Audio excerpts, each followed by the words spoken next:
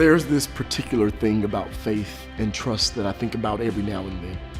But when I go to think about it, I end up in this rabbit hole of what trust really is. Like right now, I'm exhibiting trust by sitting on this couch. Literally just by sitting here. It shows how much trust I have in someone I can't see. I trust that the manufacturer of this couch, who knows way more about furniture than I do, about carpentry, about upholstery, I trust they did their job in building this couch. So when I sat down with full security in them. I can't see them. I wasn't there when they built it, yet I'm exhibiting trust by merely being here.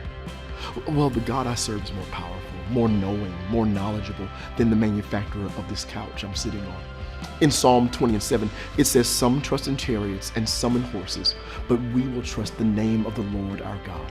I can't see him, but I know that though I wasn't there when he created the entire world from beginning to end, he had me in mind.